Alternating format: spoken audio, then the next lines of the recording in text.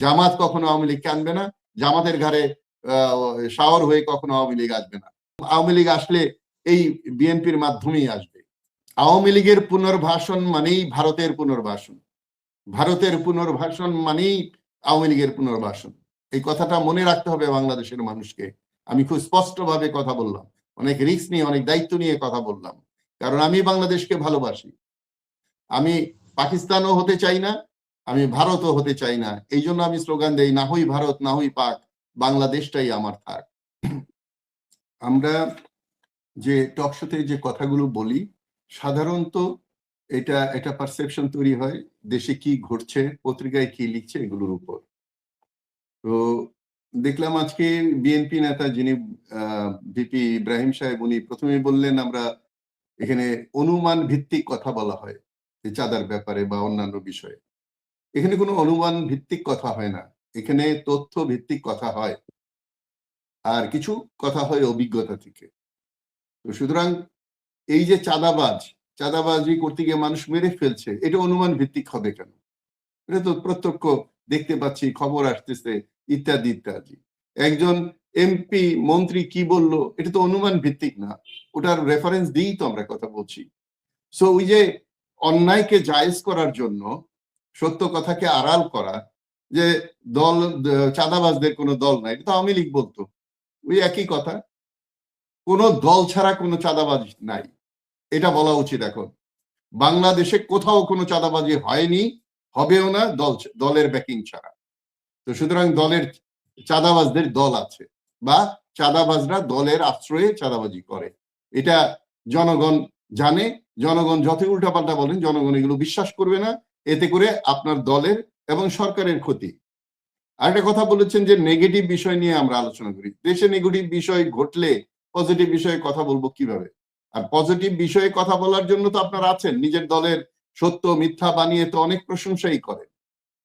আপনি আজকে যে প্রধানমন্ত্রী তারেক রহমান, লন্ডনে তার 2টি বাড়ি আছে, তার একটি অফিস আছে, ব্যবসা, এগুলো কিছুই তো এই আমলনামায় দেখানো হয়নি। এগুলো তো বেরিয়ে আসবে, কতদিন গোপন রাখবেন? তো সুতরাং এক নাম্বার ব্যক্তিরই যদি এগুলো গোপন থাকে, তখন ওই এমপি মন্ত্রীরা আরো সাহস পেয়ে যায় যে ওনার ওটাই তো খোলাসা করা হয়নি, ওনার আয় কত, উনি ওনার ওয়াইফ কোনো কাজ করেন নাই, উনি করেন কিভাবে ওখানে ছিলেন, দল থেকে যদি ওনাকে চালিয়ে থাকে, দলের আয়ের সাথেও সেটা মিলছে না। যে দল যদি ওখানে টাকা পাঠায়, তাহলেও ওখানে দল যে আয় ব্যয় দেখাচ্ছে সেখানে ওটা নাই। তো এগুলো নিয়ে কথা হচ্ছে, তো এগুলো অনুমানের কি আছে? সুতরাং আমার মনে হয় আওয়ামী লীগের মতো ভুল না করে, আওয়ামী লীগের ভুল থেকে শিখে বিএনপিকে শক্ত হতে হবে। চাঁদা বন্ধের ব্যাপারে কোনো পদক্ষেপ কি নেওয়া হয়েছে? এটা তো বিএনপি নেতা বলেননি, আমরা না হয় অনুমানে বললাম। চাঁদা বন্ধ করার জন্য কি কথা? চাঁদার চেয়ে বড় সমস্যা কি বাংলাদেশে এখন আছে? লেবুর দাম কেন বাড়লো? আপনার শ্রমিকের ইন্স্যুরেন্স টাইপ যে চাঁদা হয়, যে সে মারা গেলে তারাই করে, মারা গেলে মালিকরা দিতে পারে না টাকা, তারা তো সারা বছর কাজ করে মালিককে আয় করে দিচ্ছে। তো একজন মারা গেলে তার নিজের পকেটের চাঁদা দিয়ে কেন তার লাশ দাফন করতে হবে? লজ্জা করে না এগুলো বলতে? আপনি কেন বলছেন না যেটা মালিক দিবে? মালিক তো আয় করছে ওখান থেকে। তো সুতরাং বুঝবাজি দিয়ে কিন্তু বাংলাদেশের মানুষকে আর মাথায় হাত দিয়ে ঠান্ডা রাখা যাবে না। মানুষ জেনে গেছে কিভাবে স্বৈরাচারকে নামাতে হয়, কিভাবে সরকারকে পাল্টাতে হয়, কিভাবে এই জুলাই সনদ স্বীকার করে পরে অস্বীকার করলে কি ব্যবস্থা করতে, এগুলো সব জানে। আপনারা যারা লিডার না জানতে পারেন, আমরা যারা রাজনীতি করে আমরা হয়তো কম জানি, কিন্তু জনগণ জানে এগুলো কি ঔষধ দিতে হবে।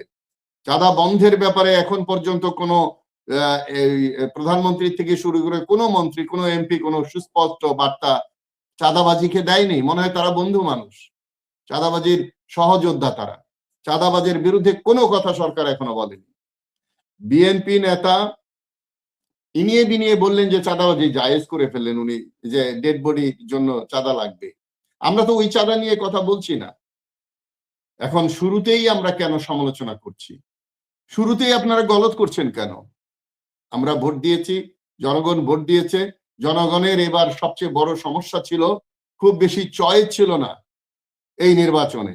একদিকে ভোট দিলে ৭১-এর কলঙ্কিত দলের দিকে ভোট যায়, আরেকদিকে ভোট দিলে চাঁদাবাজির মধ্যে ভোট দেয়। বড় বড় মানুষ বলছে যে নাকে রুমাল দিয়ে ভোট দিতে গিয়েছে মানুষ, দুর্গন্ধময় জায়গায়ও ভোট দিতে হয়েছে, মানুষ বাধ্য হয়ে ভোট দিয়েছে কারণ মানুষের চয়েস ছিল না। সেই চয়েস বাড়ানোর জন্য আমাদের কাজ করতে হবে।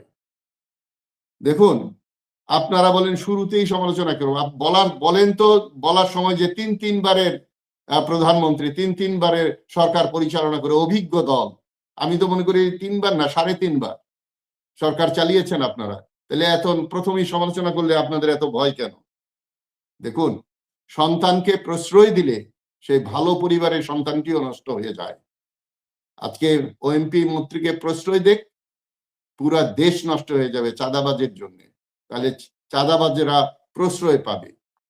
সুতরাং চাঁদাকে কোনোভাবেই গ্রহণ করা যাবে না। আজকে দ্রব্যমূল্য, লেবুর দাম কোথায় চলে গেছে, মানুষ হাস্যরস করে লেবুর দাম, এগুলো রাস্তাঘাটে চাঁদাবাজির জন্য হয়েছে, সেটা বন্ধ করতেই হবে।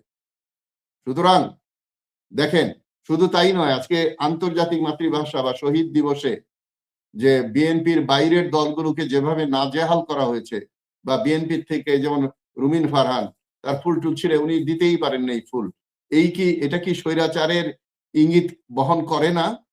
এই ব্যাপারে কোনো স্টেটমেন্ট তো দেয়নি সরকার, এই ব্যাপারে কোনো স্টেটমেন্ট তো দল দেয়নি, এই ব্যাপারে তো কোনো নেতা বলেন না যে আমরা দুঃখিত, যেটা ঘটা উচিত ছিল না। কিন্তু এতে করে কি পার পাওয়া যাবে? বাংলাদেশের মানুষ আর কখনোই স্বৈরাচার, চাঁদাবাজ, অত্যাচারী সরকার বাংলাদেশে রাখবে না। এটা 5 বছর অপেক্ষা করবে না। আপনারা রোজার পরে যদি আপনাদের পরিবর্তন না হয়, তাহলে রোজার পর থেকেই মানুষ এই প্রত্যেকটা বিষয় নিয়ে প্রতিবাদ করবে, প্রথমত চাঁদাবাজ নিয়ে প্রতিবাদ করবে। তো সুতরাং এইগুলো দিয়ে আমরা যে কথাগুলো বলছি, এটা আপনাদের দলের পক্ষে যায়, এটা সমালোচনা নয়। এই কথাগুলো শুনে আপনারা যদি শুধরান, আমরা তো বলেছিলাম আওয়ামী লীগকে শুধরানোর জন্য, আমরা তো বলেছিলাম জাতীয় পার্টিকে শুধরানোর জন্য, ওনারা তো শোনে নাই আমাদের কথা। তো সুতরাং আপনারা কথা শুনলে ভালো, আর আমাদেরকে খাটো করার জন্য যদি বলেন আমরা ভুলভাল অনুমান নিয়ে কথা বলছি, তাহলে আপনাদের অস্তিত্ব রক্ষা করা কঠিন হবে বলেই আমি মনে করি। কি প্রশ্ন করেছিলেন আমাকে উপস্থাপক? আপনি একটা প্রশ্ন করেছেন আওয়ামী লীগের পুনর্বাসন নিয়ে। দেখুন, আওয়ামী লীগের পুনর্বাসন মানেই ভারতের পুনর্বাসন, ভারতের পুনর্বাসন মানেই আওয়ামী লীগের পুনর্বাসন। এই কথাটা মনে রাখতে হবে বাংলাদেশের মানুষকে। আমি খুব স্পষ্টভাবে কথা বললাম, অনেক রিস্ক নিয়ে, অনেক দায়িত্ব নিয়ে কথা বললাম, কারণ আমি বাংলাদেশকে ভালোবাসি। আমি পাকিস্তানও হতে চাই না, আমি ভারতও হতে চাই না। এই জন্য আমি স্লোগান দেই, না হই ভারত না হই পাক, বাংলাদেশটাই আমার থাক। এখন দালালি করে এবং যারা ভারতের দিকে টিল্টেড, তাদেরকে মন্ত্রী মিনিস্টার বানিয়ে যদি ক্ষমতায় থাকা যায়, চেষ্টা করে, তাহলে আওয়ামী লীগের পথেই হতে হবে। আর আওয়ামী লীগ আসলেই কি বিএনপি এবং জামাতকে খুব শান্তিতে রাখবে? এটা আওয়ামী লীগের আসলে কি হবে, এটা জামাত এবং বিএনপি এবং অন্যান্য দল বোঝা উচিত না?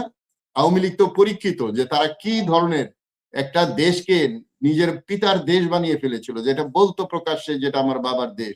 তার 400 কোটি টাকা তার পিয়নে নিলে হাসতে হাসতে বলতেন, উনি মিষ্টি কুমড়া দিয়ে বেগুনি খেতে বলতেন।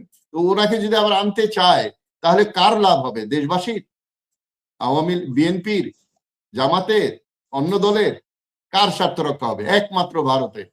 তো ভারতের স্বার্থ রক্ষা করার জন্য যদি আওয়ামী লীগকে আনে, তাহলে তো ওই যে খাল কেটে কুমির আনা, খাল কাটছে না, ওখান থেকে আওয়ামী লীগ যদি আসে, আওয়ামী লীগের তো অফিস আদালত খুলে দিয়েছে, বিএনপি